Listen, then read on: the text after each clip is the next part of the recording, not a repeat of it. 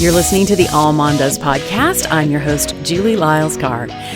Many years ago, I had a really bizarre experience, something I had not really walked through as a mom before. One of my children looked to be having some developmental delays, and through a series of testing and events, I found myself having to put this child through a light sedation test that went on for about 2 hours. And one of my dearest friends decided to be there with me. She decided to come. And she sat with me as we sat silently during this test for 2 hours because I was able to sit there with my child as the testing was going on. And we couldn't really talk. We just sat there, and she would gaze at me, gaze at my child, look at us both so lovingly. At the conclusion of the testing, the specialist who was involved gave me news that I did not want to hear. And that was that my child had a significant hearing loss, and this was going to usher us into a whole world of new things, new tests, new types of therapies.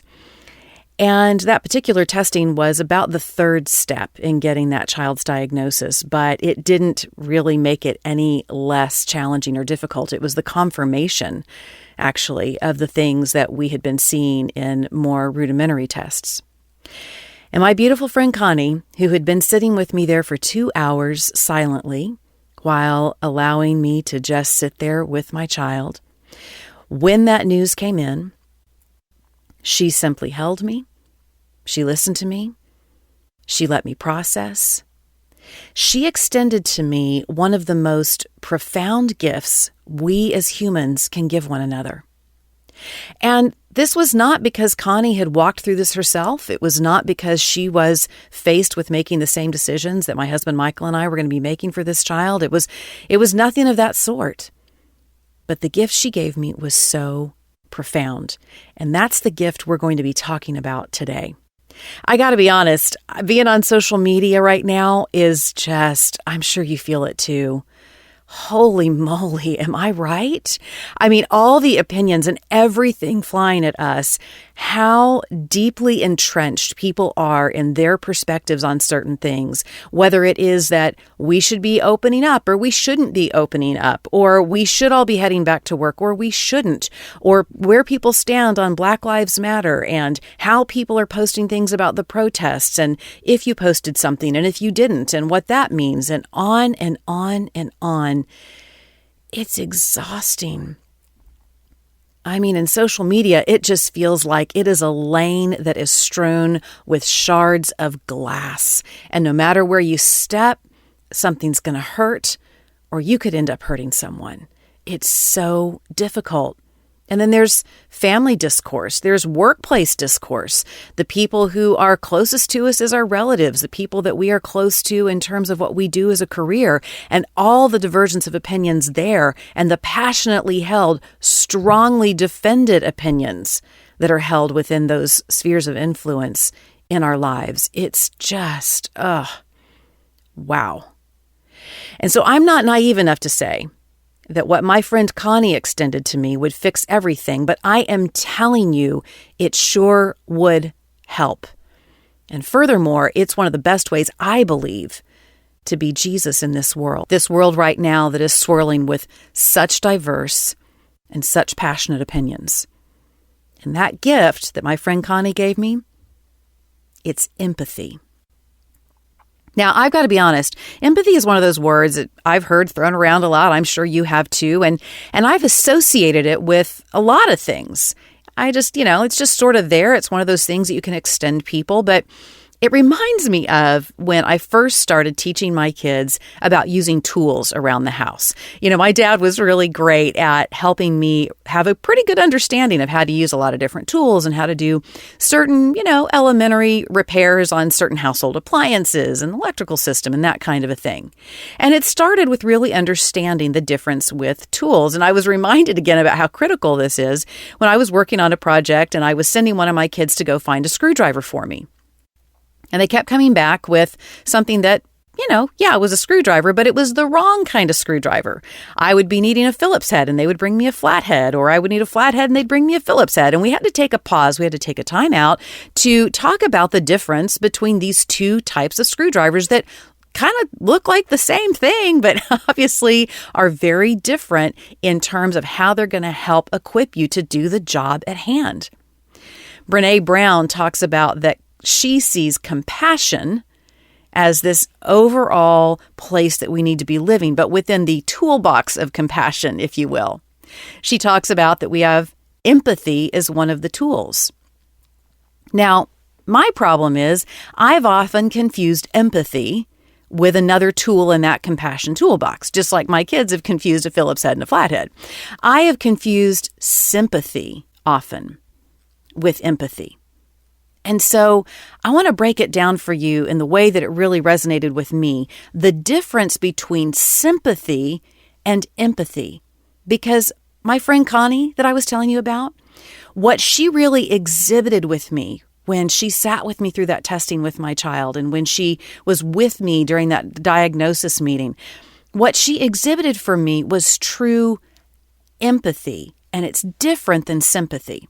So let's start with sympathy, one of these tools in the compassion toolbox. Sympathy is when we can, relate to someone because we've been there. We have common feelings for them. There's a game that I talk about that I often watch new mothers play, and I absolutely confessional participated 100%, and you've probably seen this game played too. It's where one gal starts talking about her labor and delivery with her child, and then what happens?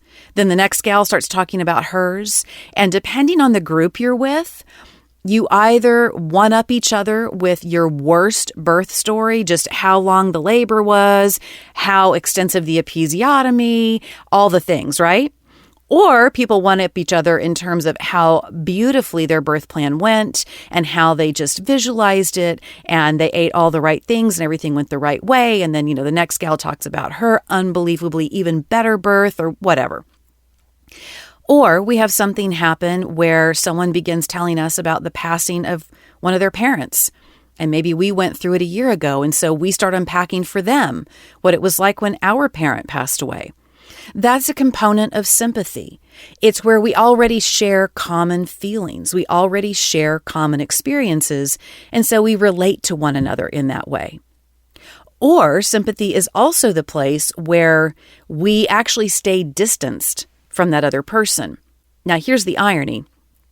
Sharing common feelings with someone is also a way of distancing, and let me unpack that for you. If I don't really understand what someone's been through and I haven't been there, I can just say, oh, that's too bad. Or, oh, I just can't imagine. I just can't imagine.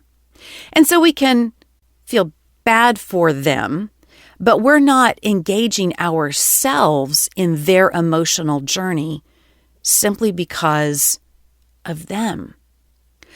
So we are either engaging with them based on the fact that we can absolutely, quote unquote, sympathize because we've been there. We've had that really tough 24-hour labor, or we've had that experience of a boss being tyrannical, and therefore we understand where they've been, but we're not really using it to connect deeply with their experience. We're coming alongside and saying we've had the same experience. Or we can exhibit sympathy for someone, but we're not sharing the emotions that they are having.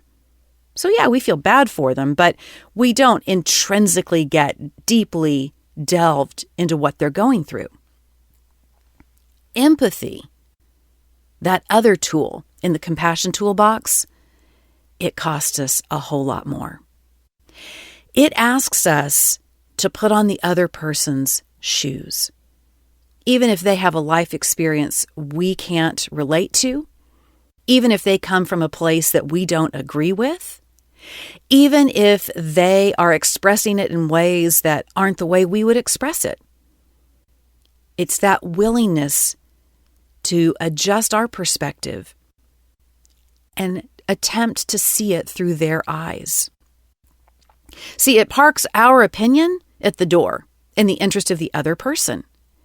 And that is so hard in our culture right now. We just lead out with all of our opinions. without taking a pause to say, what is it in this person's experience that might lead them to feel this way? And if I can understand and come alongside someone from the perspective of saying, where have you walked? Where have you been? What has led you to this emotion? I have a far better chance of extending empathy to them. See, sympathy can partially be about your story. And believe me, for example, with my friend Connie, she hadn't had a child who had walked through what I was walking through with my child. And through the course of our journey with that child, I did meet other moms who had been right where I had been, whose child had been exactly through the same testing. And I can tell you that the sympathy of those parents for us to be able to get together and process together was awesome. It was really helpful. That tool had its place. But I can also tell you that for someone to have given me their strong opinion about the choices we made for our child, about things that we chose to do and the way that we chose to raise her, if they had not been where we had been and made the choices that we had made, I didn't want to hear it. But for friends who hadn't been through it, who came alongside and said, I want to know more about this. And how did you arrive at that decision? And how did you feel? And wow, I can really see how that would make you feel that way. That was huge. I would say it was just as important as those people who had had the same experience, who I also got to come alongside with in terms of sympathy. But the empathy of people to invest in our family's journey and my child's journey, even though they had not had the same experience, was massive.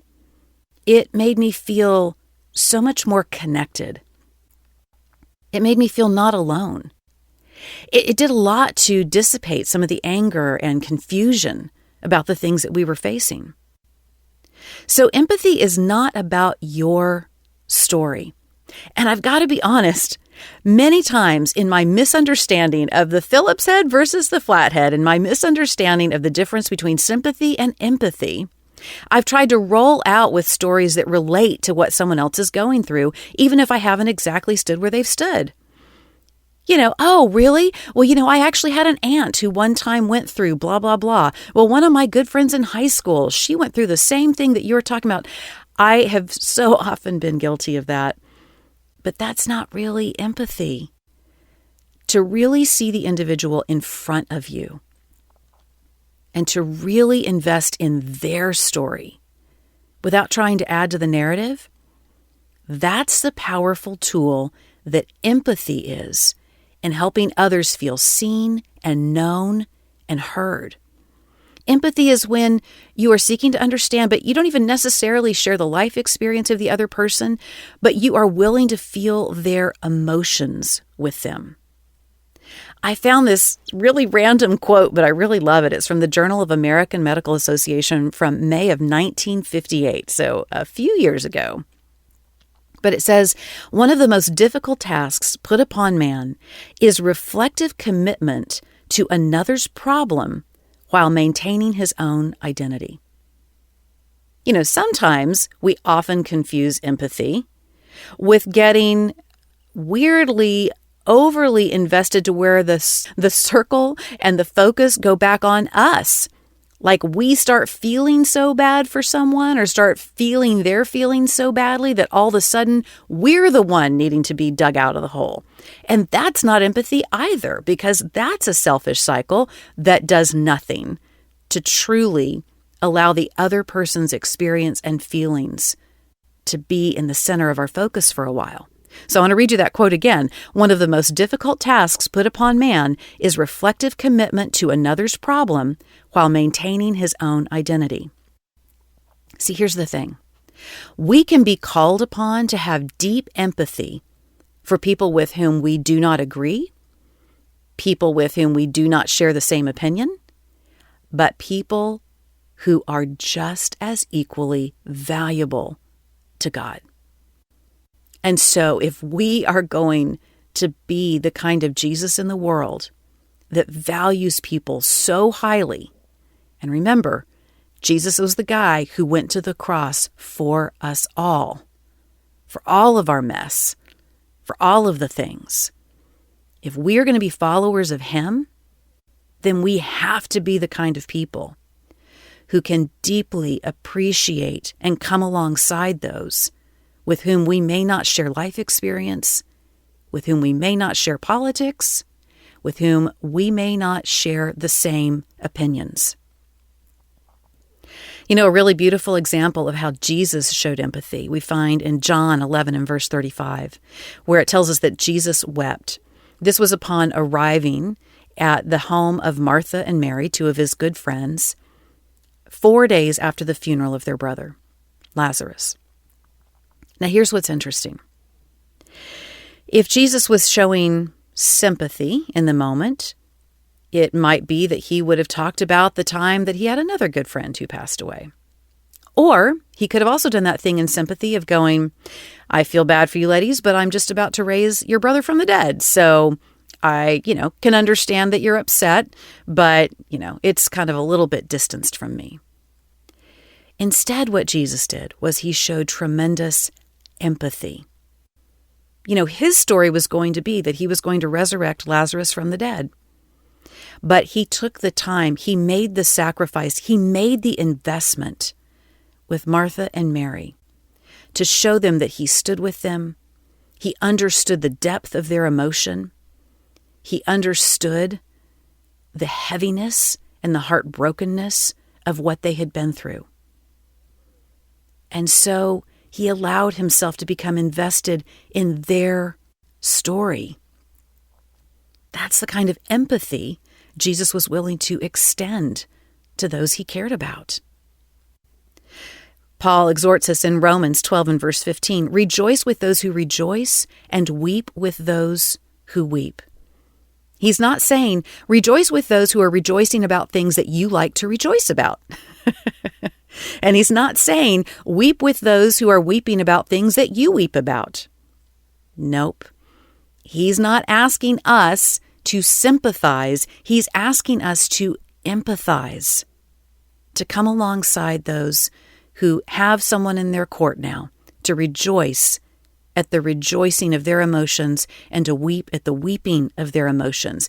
It's to actually participate in the suffering of another person. I think a lot of times I have used sympathy as a way to keep myself a little bit buffered from the heaviness that empathy can bring, because empathy is a sacrifice. Empathy is a place where it's not all about me anymore. Empathy is a place where I let someone else, if you will, have the spotlight, have center stage to talk about what they're going through. Now, I got to tell you, I have these twins of mine. And my twins adore each other. I mean, they are crazy about each other. But I will also tell you that they are competitive little beings. I mean, from the womb forward. For example, one of my twins outweighed the other twin by 2 pounds. As we like to say, she was getting the majority of the milkshake when they were still in the womb. And it's so fascinating watching the two of them growing up because they have such a connection. They have such a sympathy for one another, right? I mean, they were womb mates. They have grown up in the same house. They share the same birthday. They have a lot of the same friends and same interests. They can be sympathetic with one another because they have been simpatico for a long time. But what's interesting is watching the two of them navigate having empathy for one another.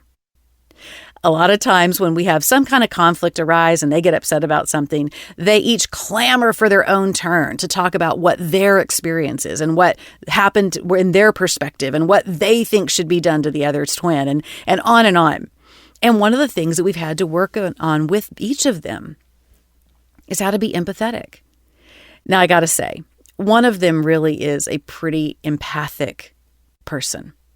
One of my twins truly has this ability to come alongside someone and cry with them or laugh with them purely for the joy of coming alongside another human being. Really does. But it's still a skill that we're having to talk about and remind them of because of this natural love and competitiveness that they have with one another, how to truly be empathic to one another, to exhibit empathy to one another. The thing that I see is that we have a very empathic God who shows us empathy. Psalm 56:8 says, "You keep track of all my sorrows. You have collected all my tears in your bottle. You have recorded each one in your book." God's not trying to brush it away. He's not trying to contrast it to the hurts of others. He's not trying to say that it doesn't matter. Our hurts, the things we go through, do matter. And if that's the example that we have in our God, then why would we not extend that to those around us, particularly those whom we are concerned don't know the love of God? A huge, important part of the love of God and the way we show it to the world is by the kind of empathy that we extend to one another. So how do we do it? How do we show empathy in this season that seems so fraught with so many opinions, so many challenges, such a diversity of the way people think things should go? Well, let's just run through 6 different ideas on that. First of all, how about we stop and ask how someone's doing? I got to tell you, particularly in my social media feed where I see somebody popping off about something and I do not agree with their opinion and I do not want to get into a political debate. This is hard for me to do. And yet, I think it's important, and I'm not saying it should always be in the format of social media. Please hear me on that. I'm talking about in relationship. There is a good time to call and check on somebody. How are you doing? You seem really, really anxious for all of the lockdown to be over, or to be in a new phase of social distancing. You seem, I don't know, I just felt like you sound a little anxious about that. How are you feeling? How are you doing? Stop and ask. Don't just assume. Don't just go flying by and roll your eyes. Take a moment and ask about the emotion underneath what can sound like the very stern diatribe that's been laid out. Secondly, interrupt your own inner dialogue. Now, my husband Mike and I, it took us quite a while to begin to sort this out in our romantic relationship. When we started dating, Mike was second in the nation in debate and very skilled. His original 10-year plan included going to law school, and he was fantastic at debating anybody under the table. And I was no shrinking violet. I mean, if somebody was going to throw out an argument to me, then I was going to come roaring back with everything that I had. Over time, we had to figure out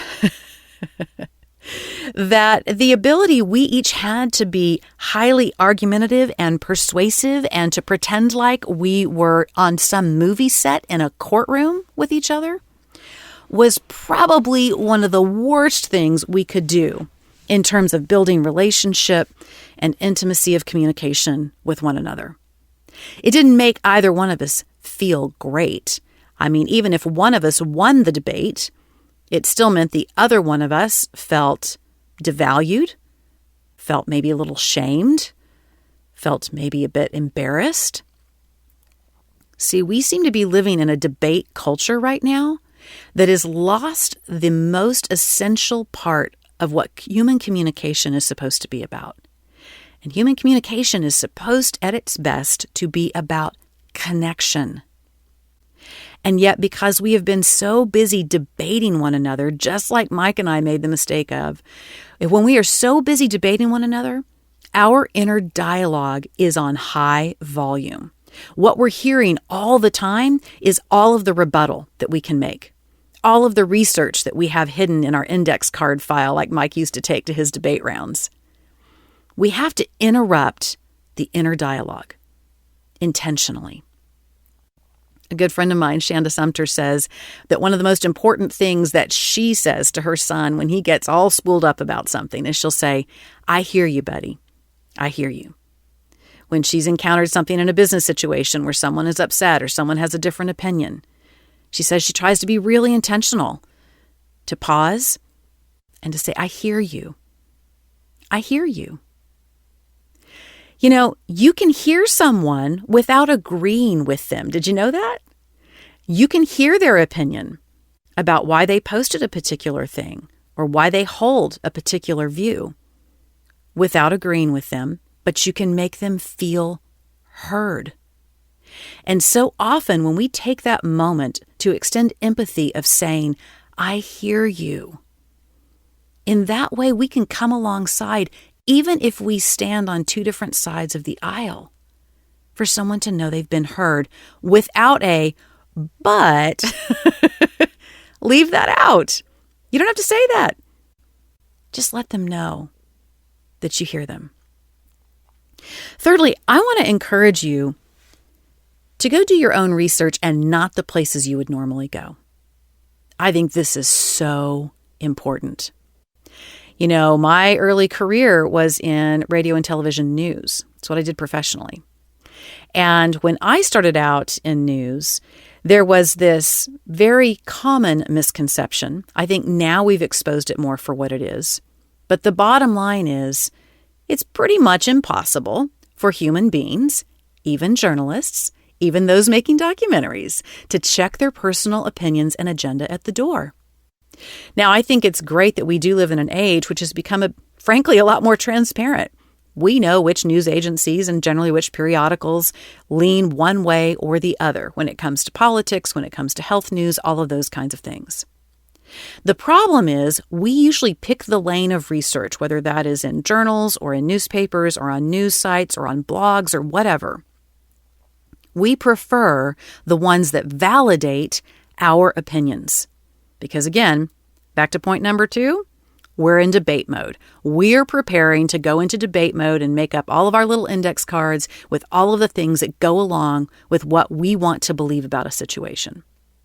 It's been fascinating to me, those people in my world who believe lockdown should be over, who have a whole wealth of links they will send you, and the people in my world who believe that lockdown should go on until 2021, and all of the links they will send you.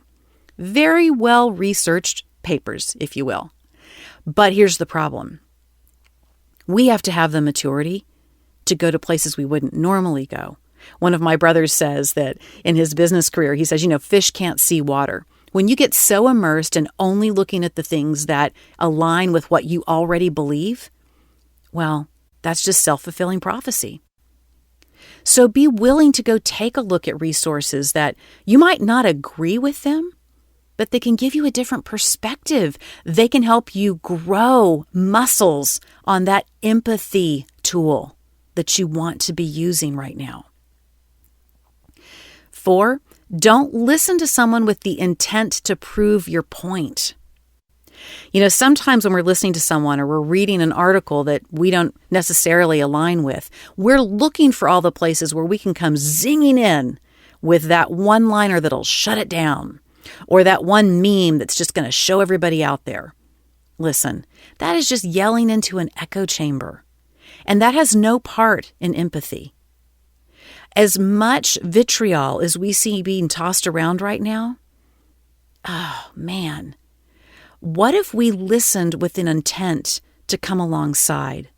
What if we listened with an intent to better educate ourselves on someone else's perspective? You already know what you think and what your opinion is. How about expand yourself enough to include a better grasp of where people who you don't necessarily get it, you don't necessarily get their whole deal, but what if you were willing to invest in them as humans and come alongside to at least educate and see where they're coming from without looking for chinks in their fence in which you can insert your own opinions and ideas. 5th, see, here's the deal. I think we all need a great big Selah right now. Are you familiar with that phrase in Psalm? In the book of Psalms, where it's this beautiful Hebrew word that essentially says, just pause. Just stay here a minute. Let it soak in a little bit. We see something and we are so fast to post or retweet, to go off on something. We're fed up, we're tired, we don't understand. How can people say, and here we go, posting it everywhere? Well, let me give you a little clue. When we are posting along those lines, a lot of times all we're doing is simply adding more fuel to those who already think the way we do, and then we're alienating people who really could use our love and our concern right now. So it doesn't cost you anything to put off retweeting that article or that meme that you think is going to prove your point again. It doesn't cost you that much. If you can't say anything nice, as Mama would say, how about you don't post anything at all for a while? What if you became a safe place in social media where people knew they could be heard? What if you became a safe place where you just spread joy? What if you became a safe place where you spread encouragement? I mean, believe me, there are plenty of people out there already posting all kinds of political and medical stuff. Do we really need more of that right now? No. Do we need people who are compassionate? People who can teach us about empathy? Oh, yeah. Yeah, we do. So ponder, don't post. And then finally this. Avoid the temptation of fixing. Yeah. Let me raise my hand and raise it high. I'm a fixer, y'all. When somebody's hurting, one of my natural go-tos is to try to fix it for them. Whether I am coming to them in that compassion place out of sympathy or empathy, one of my immediate things, often beyond the diatribing and the dialogue and the debate, is I want to fix it. I don't want them to feel bad anymore. I want to quell their fears, or I want to advocate for them. Now, believe me, I do think there is a time, and the Word of God talks about this, that, we don't just send people along their way. We do try to serve them deeply. But there is a time that serving is about just sitting in the sorrow of the other person for a while. Really important. When I look at Job's friends, as well-intentioned as they tried to be, they all jumped in trying to fix things. They all jumped in from a sympathy perspective. They all jumped in from a debate perspective often. And yet, how powerful if we would be willing to lay down the idea of having to fix something in its immediacy and just sit in the sorrow of the other person. Let's say you have someone in your world right now who's really struggling with the isolation they feel because of lockdown, or they're really struggling with their fears about jobs, or they're very, very fearful with all of what is going on between protests and police force and the racial issues, and the fear they feel is so deep and so real. What if you and I were willing to simply sit in the sorrow of the other person and just let them know we're there? Now, will there come a time that we can do things that are proactive? Of course. And we should. Too often we get riled up about things for people, and then there's no follow-up on the other side. But part of what people need for healing, part of what people need for feeling seen and heard, is for you to just sit with them. Like my friend Connie did. She just sat with me in it. And it was profound. Would you be willing to do that? I'm having to work on it in myself. Because that's the investment that empathy is. To really be willing to sit there and feel with that person their emotions. Not your emotions in response to their emotions, not the emotions you have surrounding the topic or the issue or the situation. To really sit there and feel it with them. That's the kind of weeping that Jesus did. That's the kind of rejoicing and weeping that Paul talks about in the book of Romans. Again, I don't pretend it's going to fix everything in this complex season of ours. But I'm telling you, empathy is going to take us far further in being a light to this world than any meme, any link to a news article, any well-developed argument you might have about whatever particular topic at hand. We serve a God of compassion, And one of the tools in his toolbox is empathy. And I am hoping to learn how to use it well. Y'all, thank you so much for being with me today. I want to encourage you to go to allmomdoes.com. It's also AllMomDoes on the socials. It's a great place for you to meet women who are working toward learning to interact with one another in empathy, with love and compassion toward each other for the seasons and stages of life that you're in as well. I want to send out a big thank you to Donna and Rebecca. Donna is our producer and Rebecca is our content coordinator. And Rebecca puts together show notes for you each week, so check those out. And Donna puts up with all of my audio messes that I make to get the podcast out to you. So a big thank you to her as well. I'd love to see you over on the socials, and I particularly hang out at Instagram. I'm Julie Lyles Carr on all the places. Can't wait to see you next week on the All Mom Does podcast.